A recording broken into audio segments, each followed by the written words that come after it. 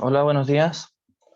Voy a consultar eso por lo que me preguntan en el chat de qué está pasando con las respuestas correctas, así que eso, deberían ya estar, ¿cómo se llama?, disponibles. Bueno, buenos días a todos y a todas. Hoy vamos a continuar con lo que habíamos dejado la clase pasada. Insisto, lo de del ticket, las cosas del ticket las voy a preguntar. No tengo la respuesta en este momento. Eh,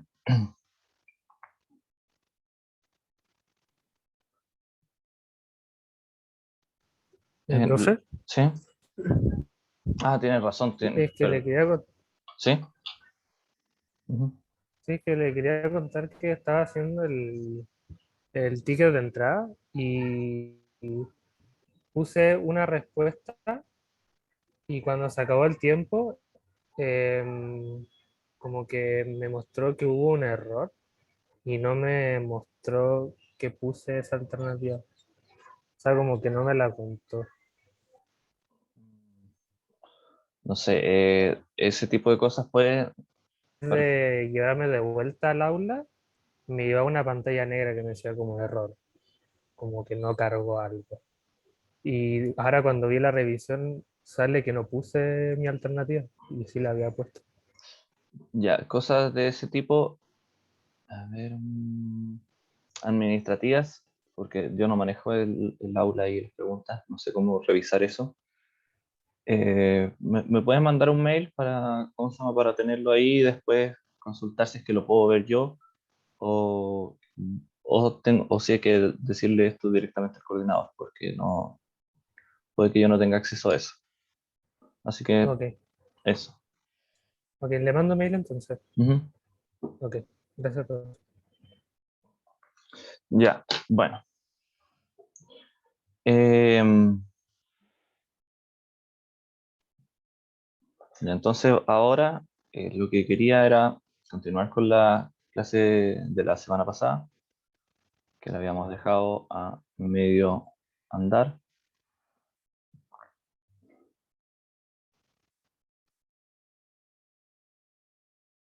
Esto es, ya.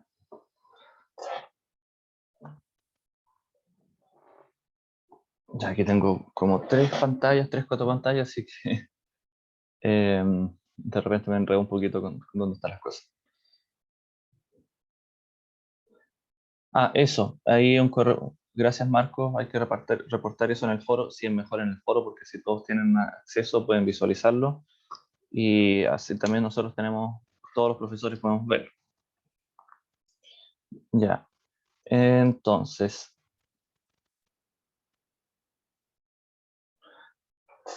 habíamos utilizado esta animación para em, hablar sobre las características de una onda. La última que me gustaría hablarles, que es importante, se las podría dar como fórmula, pero no es la idea, em, es cómo se propaga la velocidad, más bien cuál es la velocidad de propagación de la fase en una onda. Y para ver esto, vamos a poner aquí velocidad de fase. Esto generalmente en curso del colegio se habla simplemente como velocidad de onda, pero no es la expresión más correcta, ¿ya? Porque no es que la onda se mueva a una velocidad, es la fase la que se mueve a una velocidad. Cuando tenemos solamente una onda armónica, como lo que tenemos acá, no hay diferencia técnicamente entre la velocidad a la que se propaga la onda y la velocidad que se propaga la fase. Eh, pero cuando tenemos una onda que tiene más de una fase, que eso puede ser por ejemplo, una onda eh, como por ejemplo por ejemplo, cuando una cuerda de guitarra suena, hay más de una frecuencia ahí cuando está sonando. Hay una frecuencia que es la principal y que eso nos hace identificar la nota, pero hay otra frecuencia. Eh, el punto es que en ciertos medios hay algunas frecuencias o longitudes de onda que se propagan más rápidas que otras. Entonces, técnicamente ahí tenemos más de una velocidad en la onda. Tenemos ondas, por ejemplo, podemos hablar de la luz.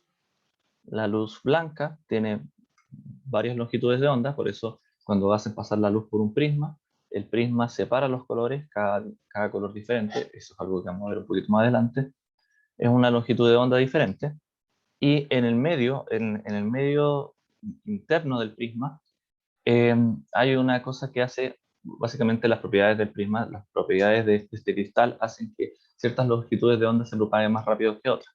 Entonces no hay una velocidad única en este caso, sino que hay más de una velocidad.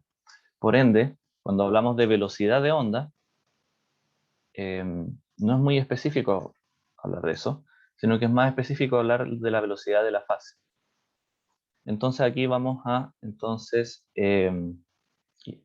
explicar eso. Ya supongamos entonces que vamos a partir, una forma fácil de reconocer esto es la posición del máximo de la onda. Aquí podemos representar esta pelotita verde y la podemos seguir. O sea, perdón, no podemos seguir la pelotita verde porque la pelotita verde no es la cosa que se va a mover hacia la derecha, sino que es la perturbación lo que se va a mover.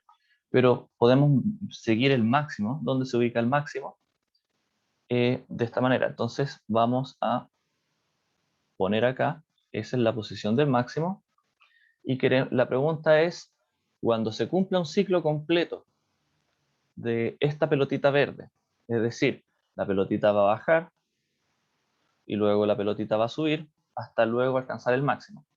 Eso va a representar un periodo o un ciclo completo de esta oscilación, de la oscilación de la pelotita verde, no de la onda, sino que de la oscilación. Ya. Entonces la pregunta es, cuando haya ocurrido un ciclo completo de la pelotita verde, ¿en qué posición va a estar el máximo, el máximo de la onda? ¿Cuánto se va a haber desplazado el máximo de la onda en el espacio? ¿Ya? Entonces, vamos a utilizar esta animación para representar eso. Entonces, ¿sí? Profe, y que lo que pasa es que tuve un problema, no me pude conectar antes y me perdí el test de entrada. Eh, lo mismo, comentar eso en los foros o mandarme un mail, pero ahí está. Bueno, sí, mejor mandarme un mail en ese caso, ¿ya? Para ver qué podemos hacer con respecto a eso. Vale, perfecto, profe, gracias. Ya, entonces, vamos a seguir el máximo. Y esto, tengo que sacar el dibujito acá. Entonces empezamos, la pelotita verde va a empezar a bajar, el máximo se empieza a desplazar, ya se fue bien a la derecha, y vemos, ahí llegó nuevamente, creo que ahí, más o menos, sí, eso. Ahí llegó entonces la pelotita verde nuevamente a la posición inicial, o al máximo más bien. Entonces podemos decir que en este caso, la pelotita verde alcanzó a cumplir un periodo. Como todas las pelotitas de estos están acopladas, están unidas básicamente, todas las pelotitas tienen el mismo periodo, por lo tanto, esto es un periodo de la onda, ¿ya? O sea, es decir, el periodo del oscilador, como son iguales todos los osciladores tienen el mismo periodo, entonces en este caso podemos decir que esto también es el periodo de la onda.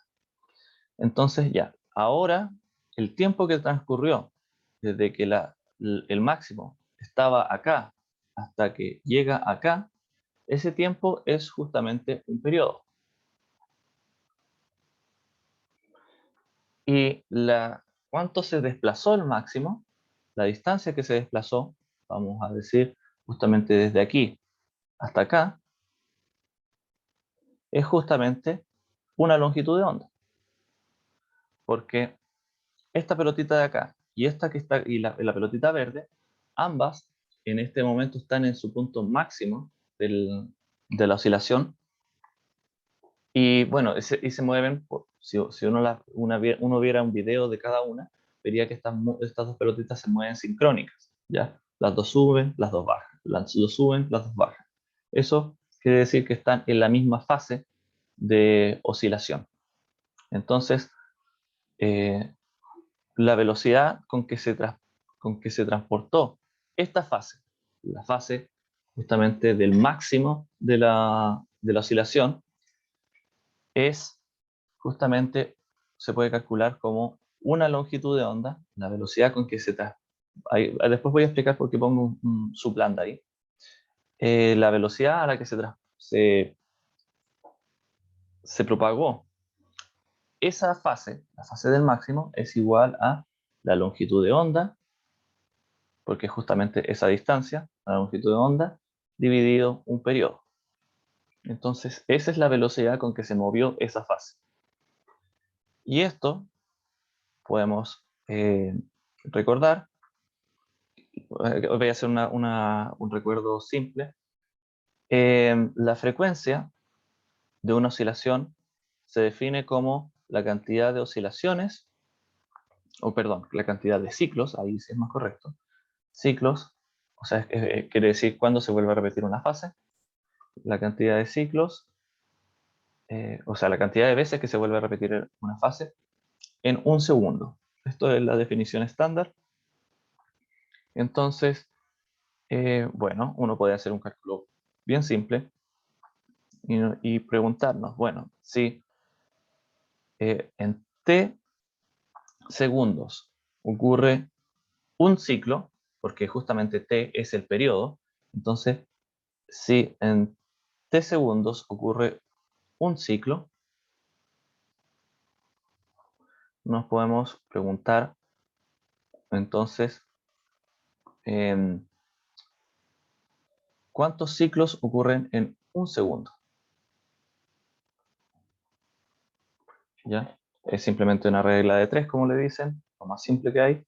Entonces podemos despejar y nos queda que la cantidad de ciclos que va a haber en un segundo, y esto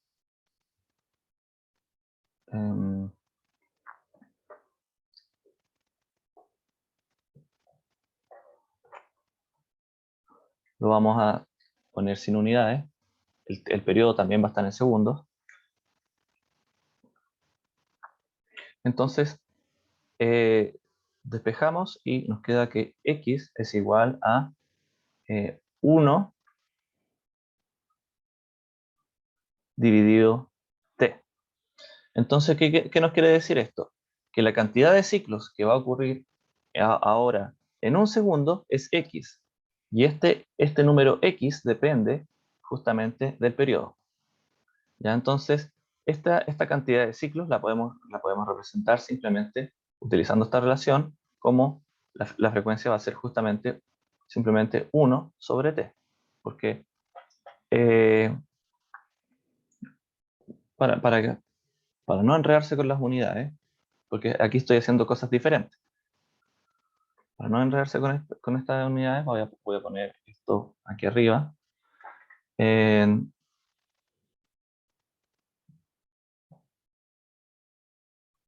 Entonces, esto va a ser el tiempo en segundos, y esto va a ser justamente el número de ciclos.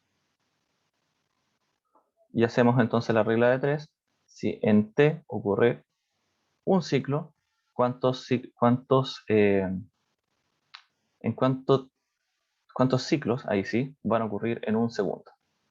Entonces ahí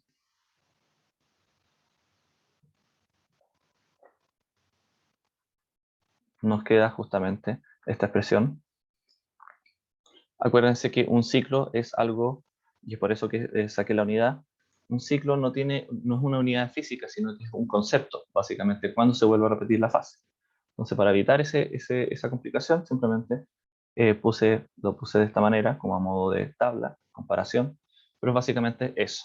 Nos está comparando tiempo con ciclo. Entonces, esto que está acá es el número de ciclos que ocurre en un segundo.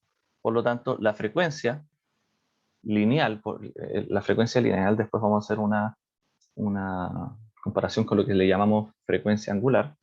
La frecuencia lineal de oscilación, o la frecuencia de oscilación de un solo oscilador, justamente se puede escribir en términos de 1 sobre t. Por lo tanto, esto que está acá, la velocidad con que se traspasa en que se mueve la fase es justamente una longitud de onda, y esto se puede escribir multiplicado por 1 sobre t, que es lo mismo que la longitud de onda multiplicada por su fase. Perdón, por la frecuencia. Ahí sí. Ya, entonces a esto se le llama también esto también es una propiedad de las ondas. Las velocidades dependen justamente de su longitud y su frecuencia. Ya, ¿por qué ahora digo aquí en chiquitito longitud de onda? Justamente si hubiera otra longitud de onda, veríamos que justamente lo que se desplazó acá es una longitud de onda, la fase donde se encuentra el máximo. Ahora, ¿qué pasa cuando hay un medio que hace que no todas las longitudes de onda ¿cómo se llama?, viajen a la misma velocidad?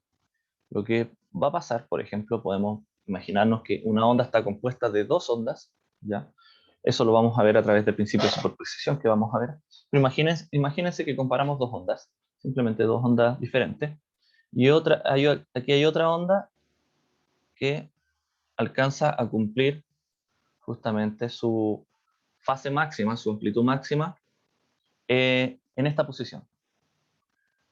Y eso, en este caso, vendría a decirnos que cuando vuelva a ocurrir justamente un periodo para la oscilación de la primera partícula, o sea, el otro máximo se desplazó en el espacio solamente ¿cómo se llama?, longitud de onda prima. Entonces, esta fase, si comparamos con otra onda, un poquito de una longitud de onda un poquito más corta, esta fase que está acá vendría a tener una velocidad más lenta, porque si estamos comparando siempre el oscilador de la izquierda con el oscilador con el oscilador que lleva al máximo en el espacio, entonces si comparáramos con esta onda, veríamos que esta onda se estaría propagando más lenta que esta otra onda de longitud lambda, o más bien aquí le podemos poner lambda 1, y a esto le vamos a poner lambda 2. Entonces lambda 1 en este caso se estaría propagando más rápido que lambda 2. Esto solamente va a pasar cuando hay medios dispersivos, que básicamente hacen que las distintas longitudes de onda se propagan a distintas velocidades. Entonces, distintas longitudes de onda hacen que la fase se propague a distintas velocidades. Entonces, justamente esto es la velocidad de la fase, está relacionada justamente con la longitud de onda. Ya, porque esto tiene que ver con las propiedades del medio. El oscilador simplemente va a estar oscilando justamente con su mismo periodo. Esto tiene que ver, por ejemplo, en las moléculas, por ejemplo, en el sonido, la velocidad va a cambiar dependiendo del medio. Por ejemplo, si las moléculas están muy, muy, muy juntas, hay un video ahí en la clase 1 que les mostré, que les puse, que muestran que cuando las moléculas están muy, muy juntas, entonces chocan más rápido entre sí, y eso hace que la propagación del sonido en los sólidos, por ejemplo, sea más rápida que la propagación del sonido en un gas, porque en un gas las partículas están más separadas, por ahí en cámara, entonces tienen que viajar más tiempo antes de alcanzar la otra partícula y perturbarla. Eso hace que la información se demore un poquito más en propagarse, y por eso hace que la velocidad sea más lenta. Entonces, justamente la velocidad, esta es otra cosa que tengo que eh, hacer énfasis aquí, que la velocidad de fase depende del medio, depende de las características del medio. Profe, me queda una duda, ¿Sí? que se me hizo un poco contraintuitivo el comentario porque, por ejemplo, la que tiene longitud lambda 1 versus la que tiene longitud lambda 2, si ambas, por ejemplo, oscilan de esa manera y con el mismo periodo, entonces me da la sensación de que la que tiene longitud de onda lambda 1 es la que está viajando más rápido. Lo Perdón, digo sí, porque al eso, reemplazar perdón, en la expresión, si tiene el mismo. sí, eso es lo que dije, o lo dije al revés. Yo lo entendí al revés, por eso igual pregunté para Ah, salir de la duda por si acaso nomás. no, tal vez lo dije al revés, sí. Efectivamente, no, es la que recorrió mayor distancia. Aquí estamos comparando dos fases que recorren diferentes distancias en en el mismo tiempo. Entonces, claro, efectivamente, en este caso, lambda 1 es mayor que lambda 2, por lo tanto, si ambas recorren el mismo tiempo, quiere decir que la velocidad de lambda 1 es mayor que la velocidad de lambda 2. Así que sí, eso está correcto. Gracias, profe. Ujú. Eso, muchas gracias. Yo, ¿cómo se llama? En mis intentos por explicar esta cosa, probablemente quiero ser muy cuidadoso en los conceptos, porque justamente esto es súper enredado, entonces hay que tratar de hablarlo con los conceptos correctos, como por ejemplo cuando se propaga la fase, y no es que se propague la longitud de onda, porque la longitud de onda es una distancia. Entonces la fase es la que se está propagando y se propaga una distancia igual a la longitud de onda. Entonces, a veces por decir eso, justamente pierdo el foco, puedo perder el foco en lo numérico, en lo algebraico, así que por favor también les voy a pedir que estén atentos a eso, porque errores se pueden cometer cuando uno está explicando las cosas, justamente por estar ahí medio perdido, o estar poniendo el foco en otro lado. Entonces, quien esté ahí atento, por favor, comentar esas cosas para evitar que esto se haga una confusión generalizada. Ya, entonces, bueno, eso es lo que les quiero comentar sobre la velocidad de la onda. La velocidad de la onda, en verdad, no tiene en estricto rigor un concepto definido tal cual, sino que hay dos tipos de velocidades. Podemos decir la velocidad de la fase y otra es la velocidad de grupo, que básicamente es como una velocidad promedio a la que se mueven distintas fases en una onda que está compuesta por muchas ondas. ¿Ya? Eso lo vamos a explicar con un poquito más de detalle más adelante. Pero eso, no existe tal cosa así como la velocidad de la onda. Uno lo habla ya después más adelante. De esa manera dice velocidad de onda, simplemente por simplicidad. Pero ¿cómo se llama? En el estricto rigor, ¿cómo se llama? Lo correcto sería hablar o de velocidad de fase o de velocidad de grupo, que vendría siendo como una velocidad promedio. Ya, entonces,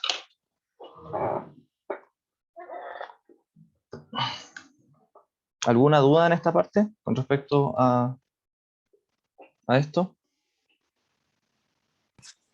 Quedó claro, profe. Ok, gracias. Entonces voy a compartir.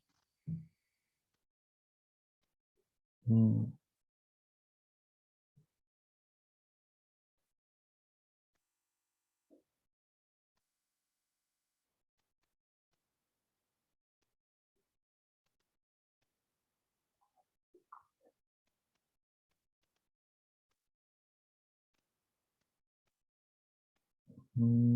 ¿Dónde estoy? Ya, acá. Bueno, esto es simplemente un recordatorio. Las ondas, básicamente las podemos clasificar según su medio de propagación. La primera forma en que podemos clasificar las ondas. Y de esta forma tenemos de dos tipos, ondas mecánicas, que necesitan de un medio mecánico para poder propagarse. Por ejemplo, el sonido necesita de choques entre partículas, ¿ya? Entonces eso es básicamente transferencia de momentum a través de choques, y eso genera justamente la propagación de la perturbación. Las ondas, por ejemplo, sísmicas, también ocupan el mismo medio, porque necesitan justamente de un medio físico, perdón, no de un medio físico, sino que de un medio mecánico. En este caso son las compresiones de la Tierra o los cambios de presión en la Tierra las que van generando una perturbación,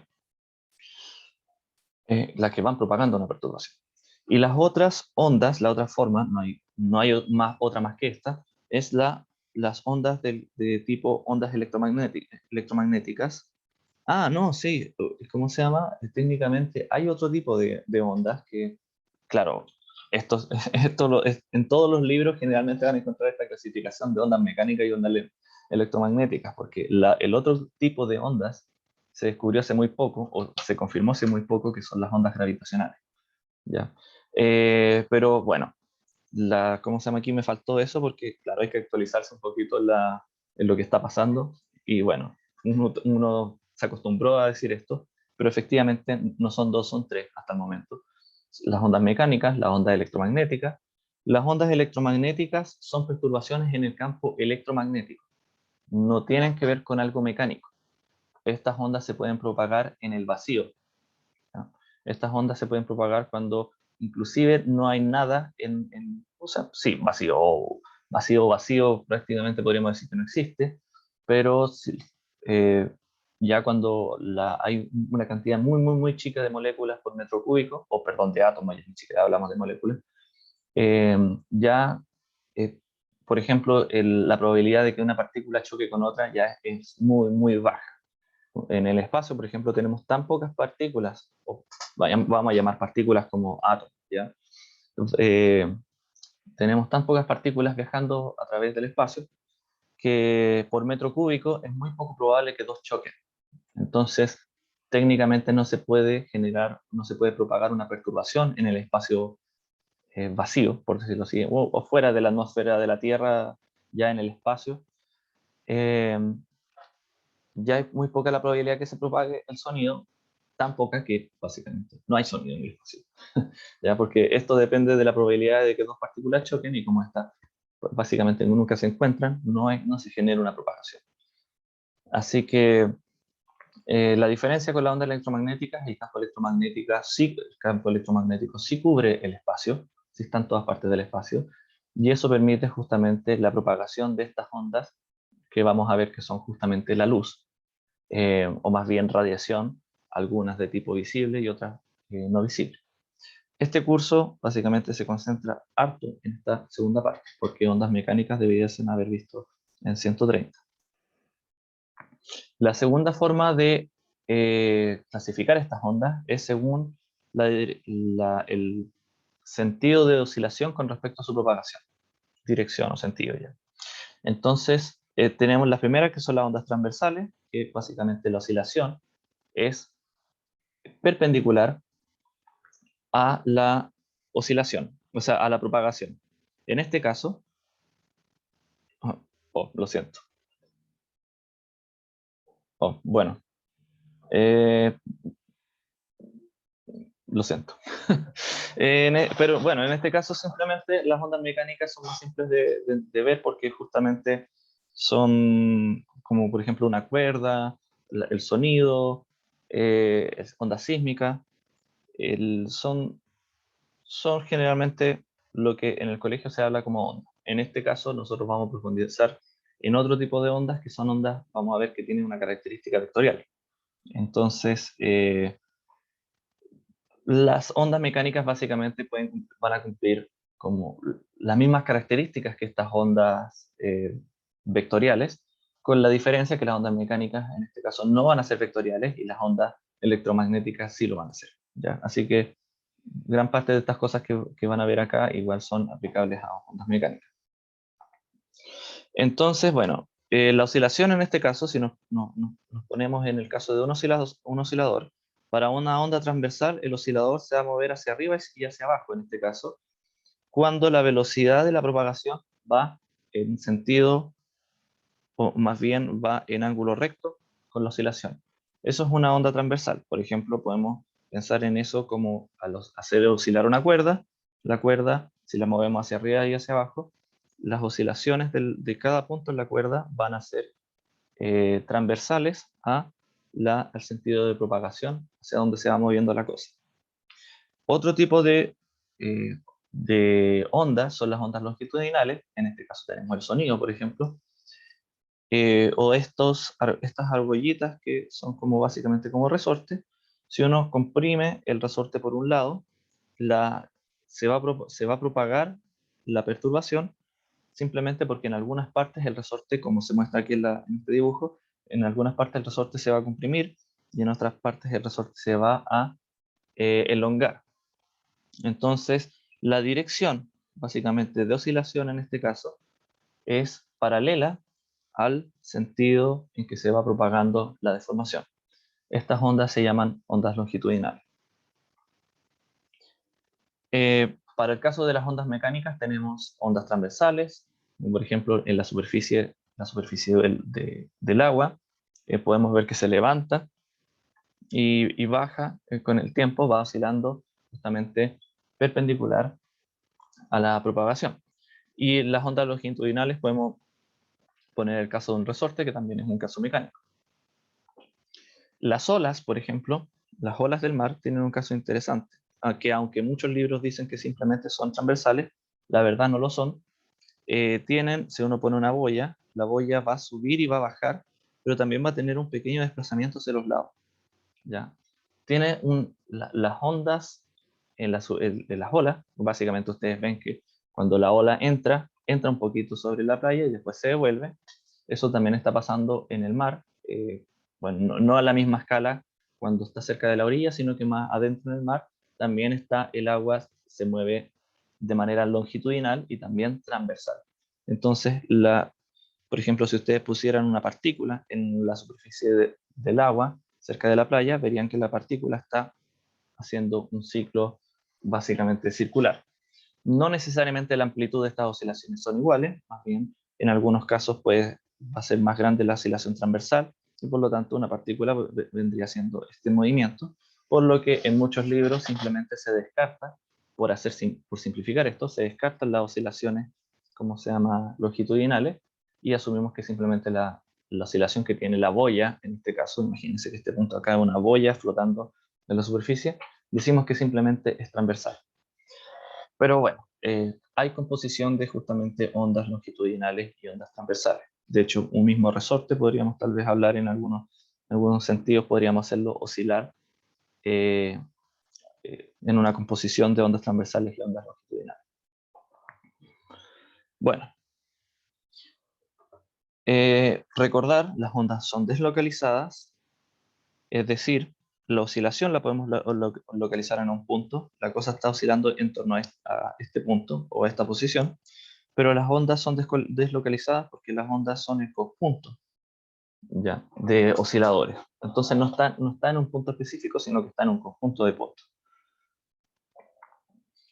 Ya, en términos más específicos, si uno quiere obtener la forma de la onda, uno tiene que resolver lo que se llama la ecuación de onda. Esta es la llamada ecuación de onda.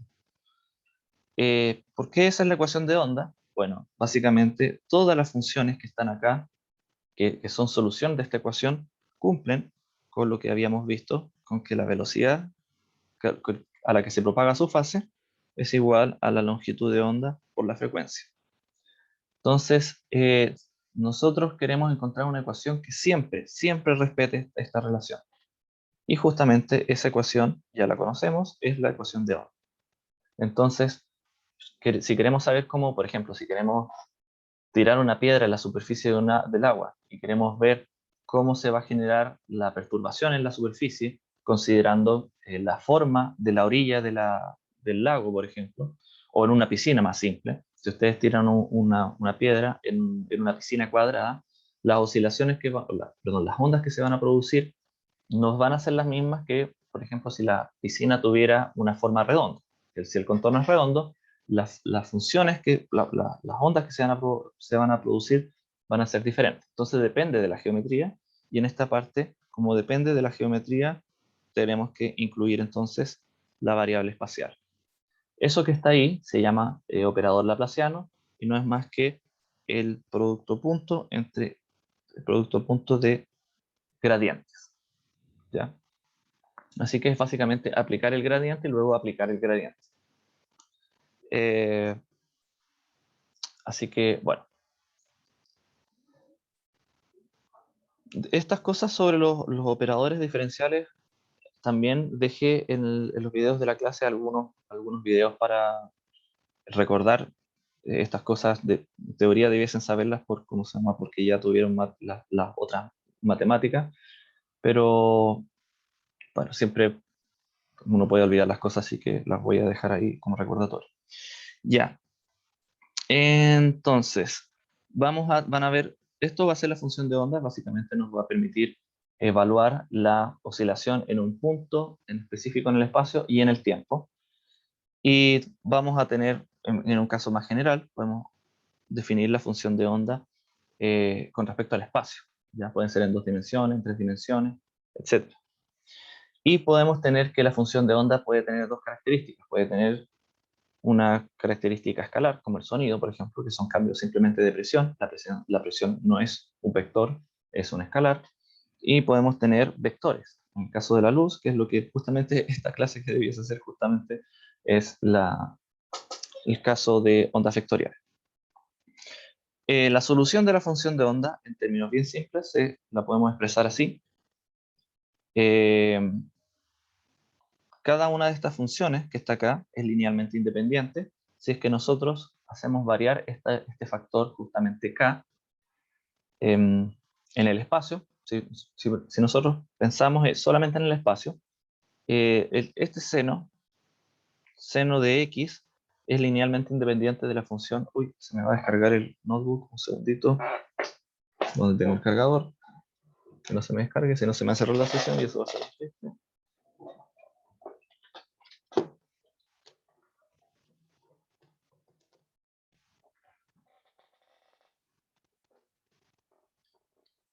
Ya. La función seno de x es linealmente independiente de la función seno de 2x. ¿Ya? No puedo hacer combinaciones de funciones seno o coseno, bueno, perdón, funciones seno para obtener la función seno 2x. ¿Ya? Entonces, básicamente, si yo tengo esta función, la puedo amplificar o la puedo disminuir, pero no voy a lograr hacer seno de 2x simplemente agrandando o achicando esta función. Entonces, como tenemos una ecuación diferencial, que esta ecuación que está acá, la solución general de la ecuación diferencial es justamente la solución es la combinación de las soluciones linealmente independientes. Entonces, cada una de estas funciones, seno, se le van a llamar ondas armónicas, que son justamente soluciones linealmente independientes que se pueden obtener de la ecuación.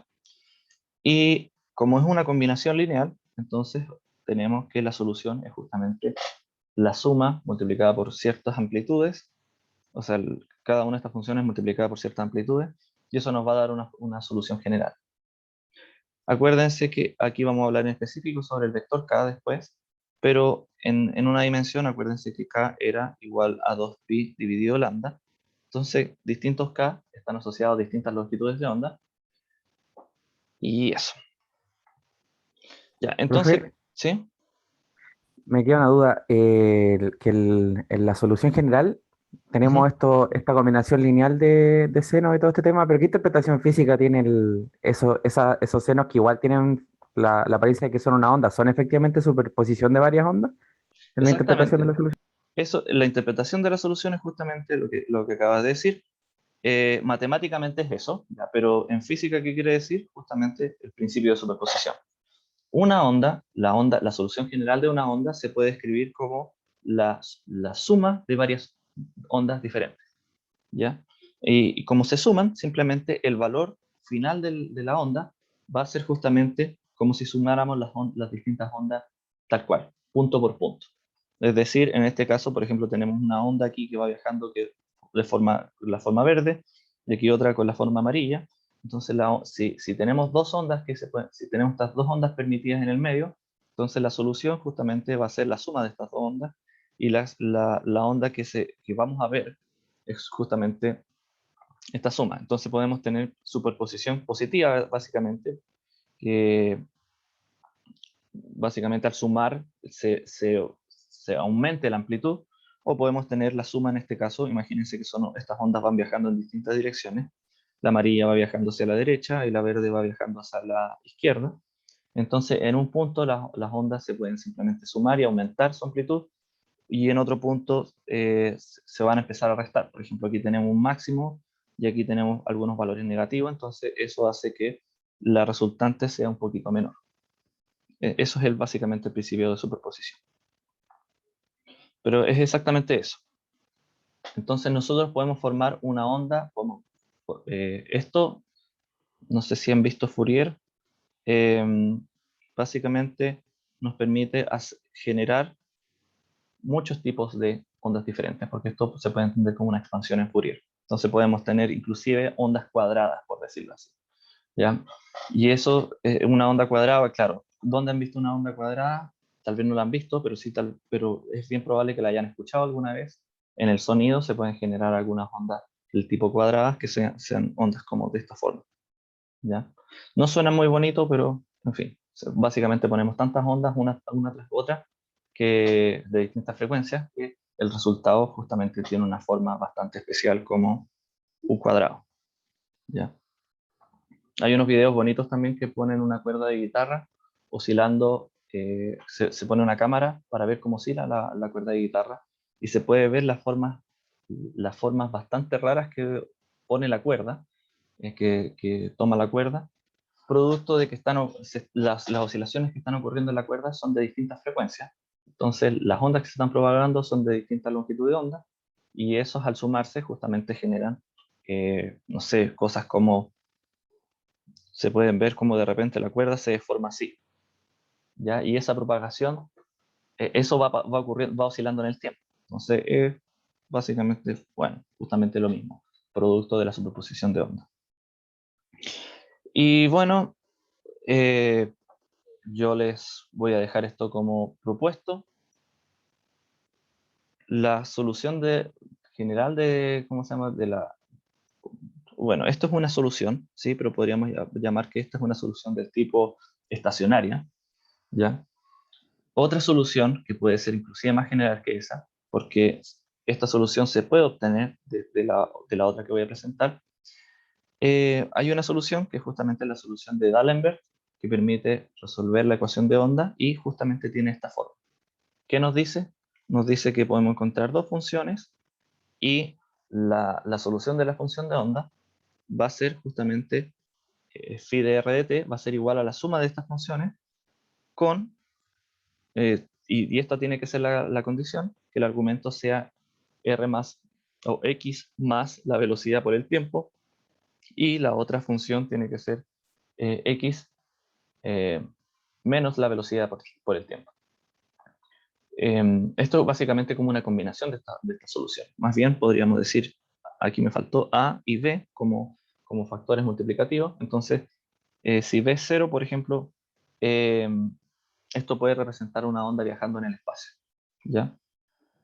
En cambio, en este caso, la suma de distintos senos más bien nos va a dar más que una onda viajando en el espacio, porque justamente al sumar se van a producir ondas estacionarias. Entonces, más general podríamos decir que es esto, ¿ya? Entonces podríamos tener ondas solamente viajando en el espacio o también si sumamos la contribución de una onda que viaja a la izquierda con otra que viaja a la derecha, entonces ahí vamos a tener ondas estacionarias. Bueno, esto lo voy a dejar como ejercicio, ¿sí? ¿Baltasar? Profe, tengo una duda, que es, ¿por qué en la solución de D'Alembert se utiliza como B por T, cuando antes se utiliza la W por T y se utilizan otros factores, como la K por R más el ángulo, la dirección del ángulo? K en este caso lo podemos considerar como un ángulo, como una constante, ¿ya? Entonces, efectivamente lo que dices tú es verdad. Eh, el argumento de la función puede ser una función compuesta, como por ejemplo podemos decir f de x es igual a, ¿cómo decirlo? Va a ser igual a g de 2x, ¿ya? Podemos simplemente, ¿cómo escribimos la función? Podemos decir que fx, a ver cómo hacerlo, es simplemente 2x, no. Podemos decir que esta función es x al cuadrado y podemos decir que g de 2x, o g de x, podemos decir que es simplemente un medio de x al cuadrado. Entonces la composición, básicamente, no, ahí no me va a dar, tiene que ser, si yo X medio reemplazo al cuadrado. x medios al cuadrado. Exactamente, x medio al cuadrado. Entonces, claro, x medio al cuadrado tampoco. Raíz de 2, ahí sí. Y ahí se me van a cancelar y en ambos casos no me va a quedar lo mismo. ¿Por qué estoy ocurriendo eso? ¿Por qué estoy poniendo eso? Porque también uno puede, claro, lo que dices tú es verdad. Aquí estamos poniendo R de más omega, más velocidad por el tiempo, pero básicamente esto también es lo mismo que decir K, poner otra función. Vamos a decir que esa phi, más bien le vamos a llamar, phi va a ser igual a G por, ¿cómo se llama? Este phi que está acá va a ser igual a G por, la función va a ser G de K por R más P de T. Es lo mismo que estamos haciendo arriba. Básicamente, como no hemos puesto explícitamente la forma de la función, podemos determinar que el argumento de la función es este. Es lo mismo que decir, aquí tenemos una función que depende de x, pero como no hemos puesto explícitamente cuál es la función, entonces podemos decir que el argumento de la función es este otro. ¿Se entiende? Sí, sí. Pero para responder tu pregunta de una manera más técnica, ¿por qué es importante hacer la separación matemática de lo que realmente, la separación matemática de lo que vemos? Es que la función tiene que ser evaluable. Y por ejemplo, si tenemos un seno, el seno tiene valores numéricos, puede ser determinado con respecto a valores numéricos. Entonces esto tiene que ser un valor numérico, ¿ya? Entonces si el seno tiene este argumento, y hablemos físicamente, R es una posición, R tiene unidades. Entonces no podemos evaluar el seno de 2 centímetros. Entonces necesariamente tenemos que hacer que el argumento de la función sea justamente un número. Y es por eso que bueno, en el sentido matemático uno puede decir, ¿cómo se llama? La variable depende de esto, pero a la hora de generar la función uno tiene que preocuparse justamente que exista por ejemplo, este K que permita multiplicar K por R para que la cosa sea un número. Así que técnicamente esto es poner un énfasis en que hacia dónde se está moviendo, ¿cómo se llama? Cómo se mueve la cosa. De la R más una, ¿cómo se llama? Más una cosa que va aumentando en el tiempo, desde la posición, más algo que va aumentando con el tiempo, o desde la posición a, esto básicamente también tiene unidades de ¿cómo se llama? De posición. Ya. Bueno, entonces eso lo dejo propuesto para que haga los cálculos. Básicamente está ahí el desarrollo de una dimensión, propuesto queda en 2 dimensiones, y ahí están los videos que, como se llama, les van a ayudar justamente a entender todas estas cosas con más claridad. Obviamente no tienen que verlos todos a disposición, pero si desean,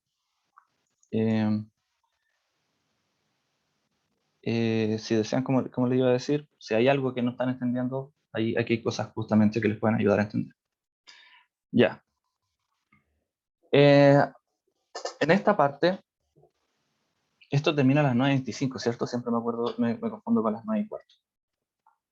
Ya, en esta parte vamos a introducir lo que se llaman las ondas electromagnéticas. Para esto es importante entender 2 conceptos en física, una que es el cálculo del flujo y otra que es el cálculo de la integral de línea. Ya, así que voy a hacer un breve repaso de eso. ¿Qué es el cálculo del flujo? Esto se utiliza en física muy seguido y es importante. Básicamente consideren ahí una caja, un volumen, más bien, un volumen en el espacio, y aquí hay unas particulitas que están viajando. Entonces uno se pregunta, justamente, ¿cuál es el flujo de partículas que atraviesa esta caja? ¿Ya? Entonces nos podemos hacer la pregunta, imagínense que las partículas solamente se mueven en esta dirección. Entonces no hay partículas que entren por arriba o que entren por abajo. Entonces la pregunta justamente es, ¿cuántas partículas están entrando por esta área? ¿Y cuántas partículas están saliendo por esta área? Entonces así nosotros podemos tener una idea de si sabemos cuántas entran por unidad de tiempo y cuántas salen por unidad de tiempo, nosotros podemos llegar a saber, una de las cosas que podemos calcular es cuántas partículas se mantienen por unidad de tiempo dentro de este volumen del espacio. También, esto nos puede servir también si pensamos solamente en una superficie. Podemos decir cuál es, por ejemplo, imagínense un panel solar y ¿cómo se llama? Si suponemos que la luz son como pequeñas particulitas, nos podemos preguntar cuánto flujo de radiación está obteniendo este panel. Así que, bueno, nosotros, entre más grande es la superficie, mayor cantidad de partículas puede entrar. Y otra cosa es, si entre mayor es la cantidad de partículas que hay, también mayor es la cantidad ¿cómo se llama? De partículas que pueden entrar. Por lo tanto, el flujo en términos simples es una multiplicación entre esta cantidad de partículas que se va moviendo, lo vamos a definir como un cierto campo vectorial, multiplicado por su área. O sea, multiplicado por esta área en la que estamos midiendo, el flujo. Podemos tener el flujo, ese vendría siendo un flujo de entrada, también podemos tener un flujo de salida, que básicamente es la cantidad de partículas que está saliendo. Imagínense, tal vez las partículas que salen no son las mismas que las que entran, porque algunas partículas se destruyen aquí adentro. Entonces, nosotros podemos calcular cuál es el flujo de salida con otro también, y para eso es importante definir cómo va cambiando el campo vectorial. Entonces, este flujo de salida, le voy a llamar F sub S, es igual a F por R por el área de la salida. ¿Ya? Entonces, este campo vectorial básicamente nos define cómo se mueven las partículas y la densidad de las partículas en todo el espacio. Y el área básicamente nos ayuda a... ¿Sí? ¿El F de R qué significa? F es un campo vectorial. Perdón, no es F de R, es F función del espacio. Entonces, básicamente, F de R, ¿qué quiere decir campo vectorial? Quiere decir que un campo es algo que uno puede evaluar en el espacio. Pueden tener campos escalares como pueden tener campos vectoriales. Entonces, yo quiero saber el valor de un campo, ¿ya? Este campo puede ser cualquier cosa, puede ser inclusive la presión, puede ser el campo electromagnético, puede ser el flujo, ¿cómo se llama? El valor de hacia dónde se va moviendo una partícula en un líquido, etc. Entonces, nosotros queremos saber cuál es el valor del campo acá, en esta posición. Entonces, el campo vectorial nos dice, ¿cómo se llama? Si está bien definido, nos puede decir, bueno, esa partícula se está moviendo hacia allá. Entonces, es una función básicamente. Tenemos que ubicar la posición en el espacio del punto donde queremos medir y esta función nos va a decir, esta función vectorial nos va a decir, ya, en ese valor, la partícula se mueve hacia acá. ¿Dónde se mueve esta partícula? Bueno, le preguntamos ¿cómo se llama el campo? Y el campo nos dice, la partícula se mueve hacia allá. Entonces, básicamente un campo vectorial es algo que nos define ¿cómo se llama? El valor de algo en el espacio, ¿ya? Entonces pueden ser vectores, pueden ser básicamente escalares también, podemos preguntar por cuál es la temperatura en este punto, ¿ya? Así que eso, ¿se entiende? Sí, profe, muchas gracias. Ok. Ya, entonces, ya, eso es ¿cómo se llama? Y ¿cómo se llama? Por más general, es simplemente si tenemos, esto es el caso de un cuadrado, es súper fácil de calcularlo. Entonces nosotros nos vamos a preguntar por el flujo que entra y sale, por decirlo así, por el flujo neto. Sí, podemos decir que si la misma cantidad de partículas entra que la cantidad de partículas que sale, entonces el flujo, básicamente le vamos a llamar un flujo cero. Básicamente en el volumen no se están acumulando más partículas, por decirlo así, porque básicamente todo lo que entra sale. ¿Ya? Entonces, básicamente tenemos que ver qué es lo que nos estamos preguntando, porque podemos preguntarnos por la diferencia, ¿cómo se llama? Podemos definir este flujo como el flujo neto, y el flujo neto nos puede decir, por ejemplo, si esto fuese agua, por ejemplo, y el flujo que entra es lo mismo que el flujo que sale, entonces si esta fuese la sección transversal de una manguera cuadrada, por decirlo así, y sabemos que el flujo es igual a cero, el flujo neto es igual a cero, entonces sabemos que la manguera no va a reventar, porque toda el agua que está saliendo, que está entrando, está saliendo. Si el flujo no es cero y el flujo básicamente es positivo, y definiendo positivo como flujo de lo que entra menos lo que sale, ya esto es neto, entra menos de lo que sale, por eso hay que tener mucho cuidado de cómo definimos estas cosas. Significa que, si es positivo, significa que está entrando más agua de la que está saliendo, y por ende, ahí tenemos que, y si es continuo eso en el tiempo, significa que eventualmente se está acumulando agua en el interior, porque el agua no desaparece. Entonces, eso podría significar, por ejemplo, la explosión de una manguera, que reventó la manguera porque va a aumentar la presión. Entonces es importante eso. En el electromagnetismo es importante también por ¿cómo se llama? El flujo de campo eléctrico, por ejemplo, que atraviesa un cierto volumen. Ya. ¿En qué vemos esto? En la ley de Gauss. Ley de Gauss nos dice justamente el flujo que atraviesa una superficie cerrada va a estar justamente determinado por la carga, el flujo de campo eléctrico. ¿Ya? El flujo de campo eléctrico va a estar determinado por la carga encerrada en ese flujo, encerrada por esa superficie. Entonces, por ejemplo, aquí tenemos una carga positiva y evaluamos justamente esto, ¿cómo se llama? El flujo de vectores que tenemos acá. Y esto quiere decir que hay un campo vectorial que está atravesando continuamente esta área que está acá. ¿Ya? Si la carga fuese negativa, entonces ¿cómo se llama? Las líneas de campo estarían entrando. Eso es básicamente como definimos estas son definiciones, básicamente. ¿Ya? Nosotros definimos qué es lo positivo, qué es lo negativo, así que eso. ¿Ya? Entonces, esta es la ley de Gauss, que vieron en 120. Y esta ley de Gauss, si definimos que la carga total se puede definir como integrando una densidad de carga en un volumen, podemos decir que la ley de Gauss se puede escribir de esta manera.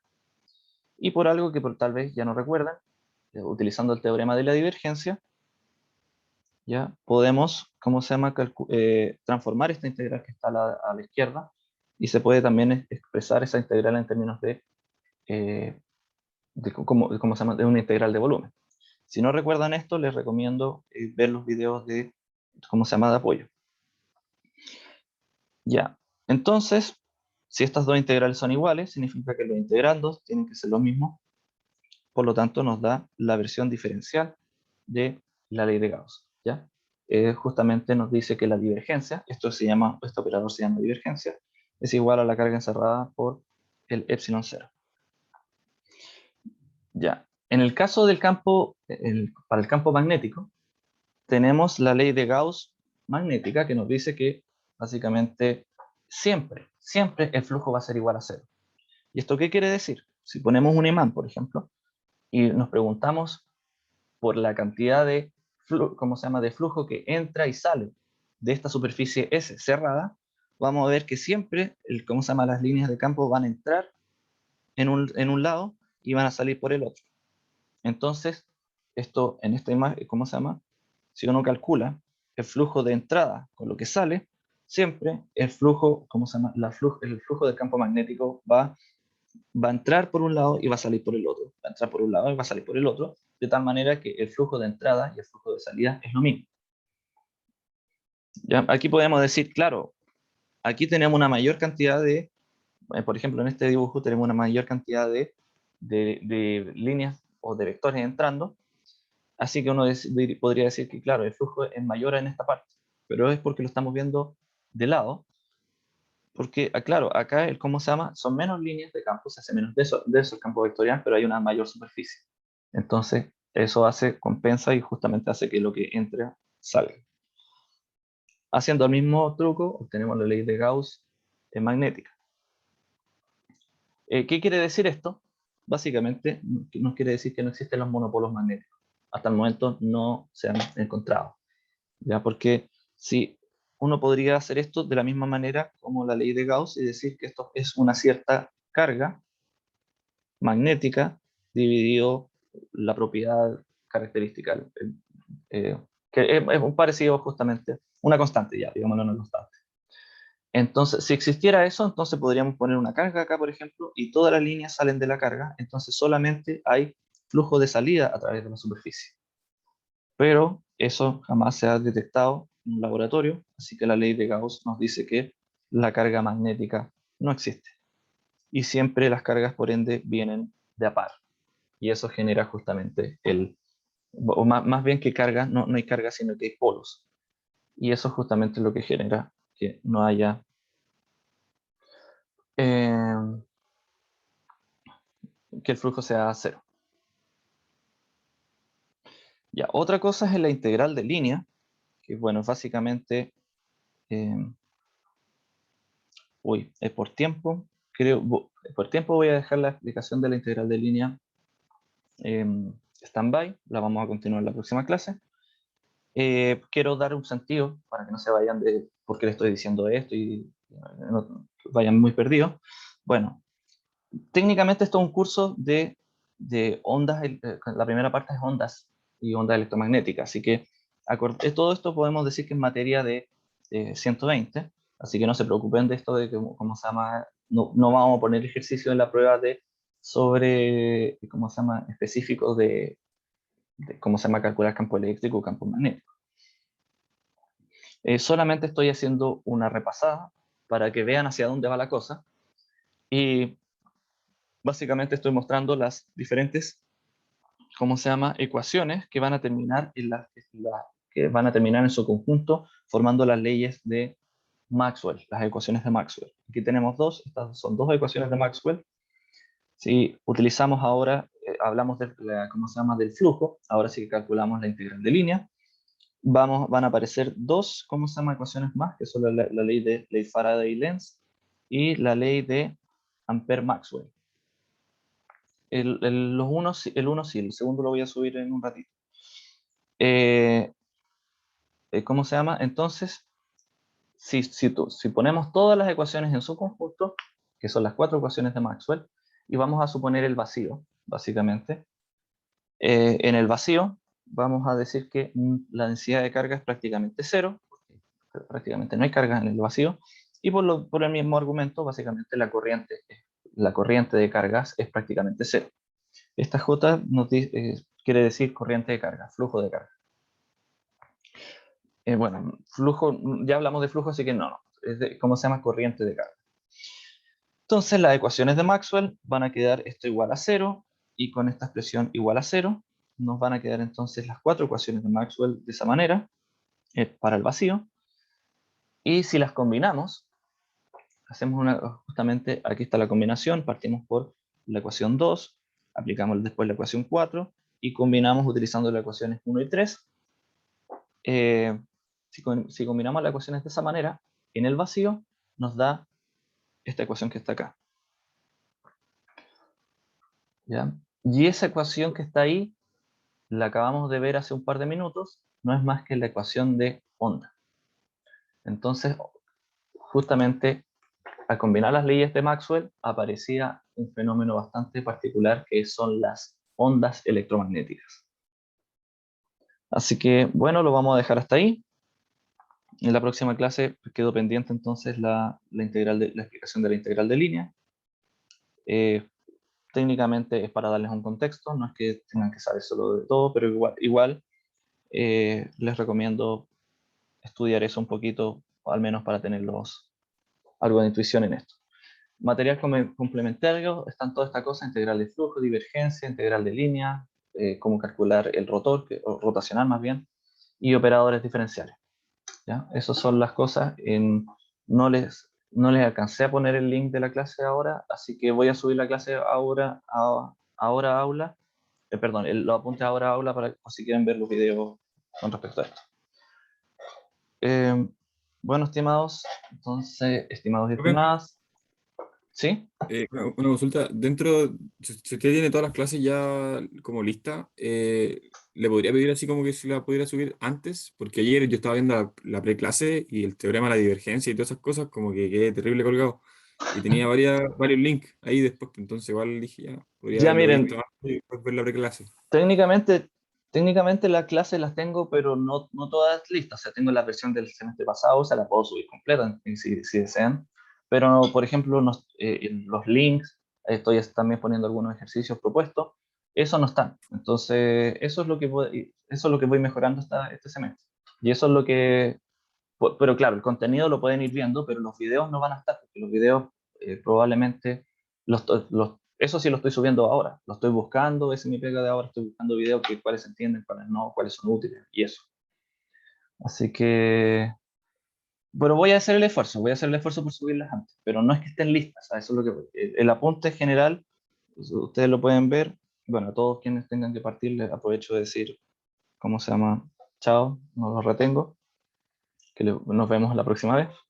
Pero para responder esto, el apunte en general, fíjense, tengo aquí, ahí hay una cosa con videos, ahí hay otra cosa con videos, pero de ahí en adelante no hay nada con videos.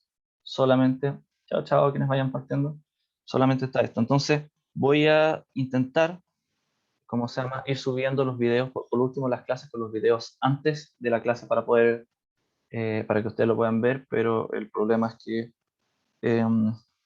claro, va a depender del tiempo justamente. No me puedo comprometer a que siempre van a estar una semana antes, por ejemplo. ¿Ya? Eso. Sí, dentro de lo que se puede hacer, tampoco Ok. presionarlo, pero eso, Bueno, vale, gracias. ya. Que estén Chao. bien. Chao, chao. Chao, profe. Chao, chao. Nos vemos. Chao, profe. Chao. Profe, Vamos. ¿Sí? profe, ¿cuál es su correo? SJ. Perdón.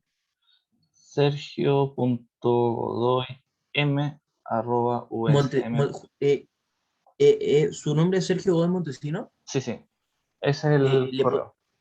¿Mm? Perfecto, profe, le puedo enviar un correo para ver si podemos ver el tema del ticket de entrada. Esto es algo que no se va a volver a repetir.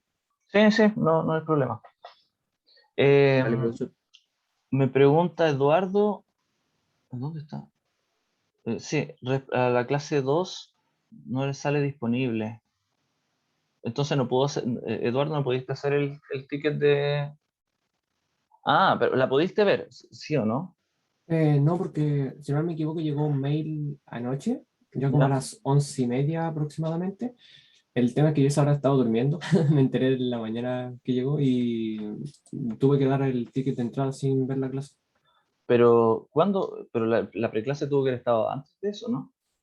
No sé, o sea, como le digo, yo me metí en la mañana, ya porque tenía pensado verla antes de entrar a la Ah, clase y ya. ya no estaba disponible, no sé por qué. Mm, ya, también mándame un mail de eso, porque claro, la preclase debe estar disponible hasta antes del ticket. Correcto. Así que sí, pues eso es un problema. Ya, mándame el mail para yo comentar ese caso. ¿Ya? Ya, ok. Gracias, profe. Ok. Profe, Sí. tengo una consulta. Lo que pasa es que yo,